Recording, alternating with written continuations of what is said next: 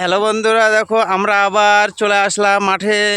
ও দেখো এখন গাড়ি পাওয়া যাচ্ছে না। আর এই দেখো এই দাদাভাইটাকে আমরা ধরে নিয়ে আসছি মঙ্গলপুর থেকে। এখন গরুর হালের যে চাহিদা, আর দেখতে থাকো, আমাদের ভিডিওটা স্কিপ না করে দেখো কত সুন্দর হাল বাচ্ছে। এদিকে দেখতে থাকো, এখন গরুর হাল পাওয়াই যাচ্ছে না, এদিকে দেখতে থাকো। তো আমাদের এই জমিটাতে সরিষা ছিল, সরিষা উঠানোর পরে আমরা তো এখন এখানে যেটা বলা হয় জলমেস্তা। তো আমার শরীর খারাপের জন্য আমরা এখানে এদের পাশের জমিটার সাথে আমরা হালটা দিতে পারি নাই।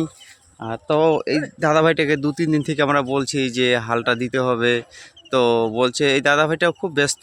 তো আমাদের ভিডিওটা দেখতে হবে। দেখো গরু হাল এখনও আমাদের এখানে আছে, অন্য অন্য জায়গায় এখনও গরু হালটা উঠে গেছে।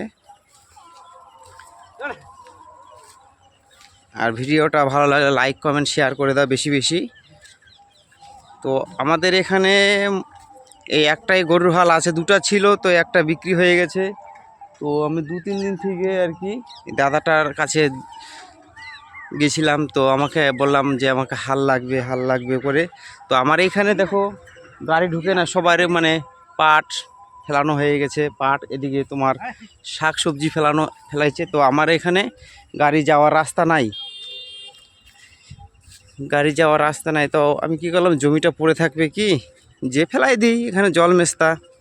আর ওখানে তো আমার তো পাটের এর আগের ভিডিওটা আমি দিয়েছিলাম, যেটা ওখানে পাট দেওয়া আছে দেখতে পাচ্ছ। আর এইদিকে দেখো সবার জমি, ওইদিকে ধান আছে, এদিকে ধান, ওইদিকে মেস্তা। তো আমার জমিটাই মানে বাকি ছিল।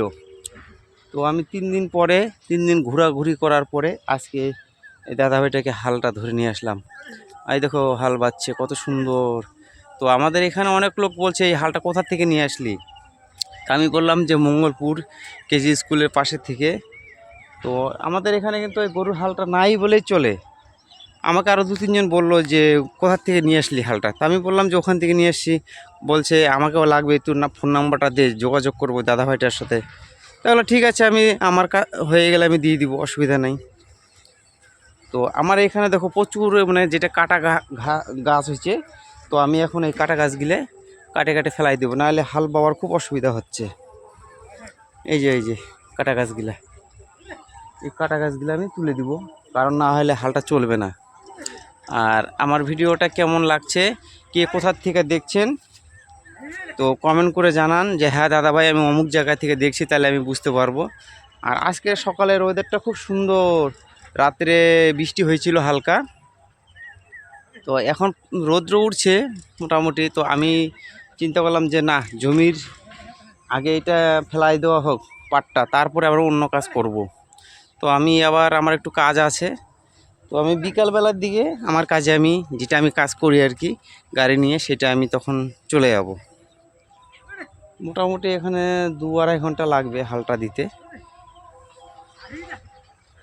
দেখতে পাচ্ছ। এই ভিউটা দেখে কেমন লাগছে, ভালো লাগছে বন্ধুদের।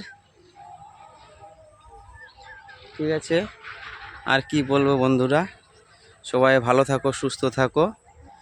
আবার পরের ভিডিওতে দেখা হবে। Tata, bye bye, thank you.